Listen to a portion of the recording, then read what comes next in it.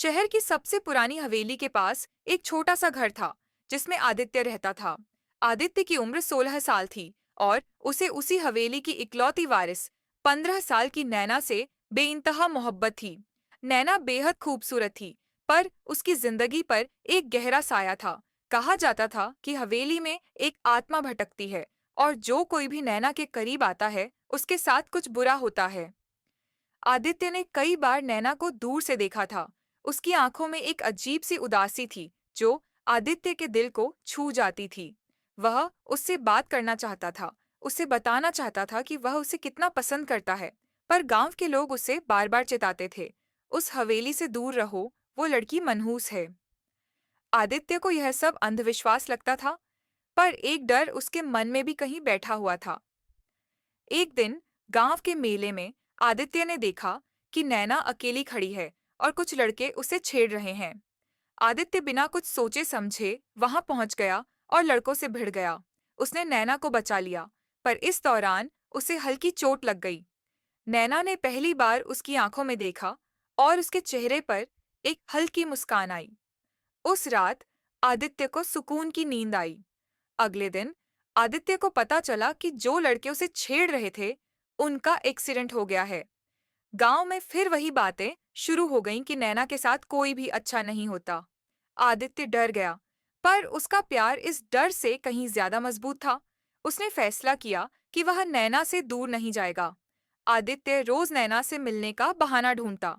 कभी उसकी खिड़की पर एक फूल रखा था, तो कभी दूर से उसे देखकर हाथ हिलाता। नैना भी अब आदित्य को देखकर मुस्कुराने लगी थी। उनका प्यार शब्दों के बिना पनप रहा था, एक खामोश रिश्ता।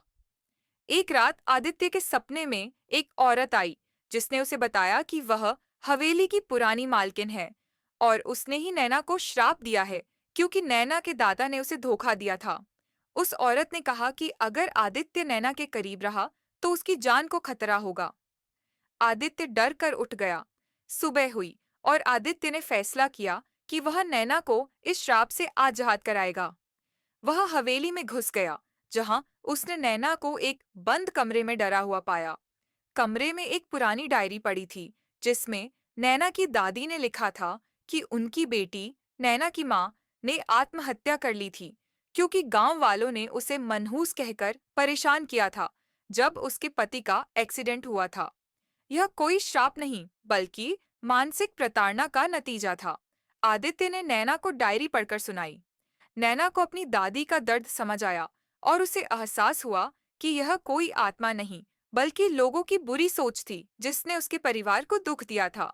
उस दिन के बाद आदित्य और नैना ने मिलकर गांव वालों को समझाया और समाज की उस रूढ़िवादी सोच को बदलने की कोशिश की। उनका प्यार डर के साये में शुरू हुआ था, पर सच्चाई और समझ ने उस डर को दूर कर दिया। उन्होंने साबित किया कि सच्चा प्यार किसी भी अंधविश्वास या डर से कहीं ज्यादा शक्तिशाली होता है। इस कहानी से हमें यही सीख मिलती है कि सच्चा प्यार हर डर और अंधविश्वास से ज्यादा ताकतवर होता है। तो हमेशा अपने दिल की सुनिए और विश्वास रखिए। अगर आपको ये वीडियो पसंद आए तो लाइक और सब्सक्राइब करना न भूलें।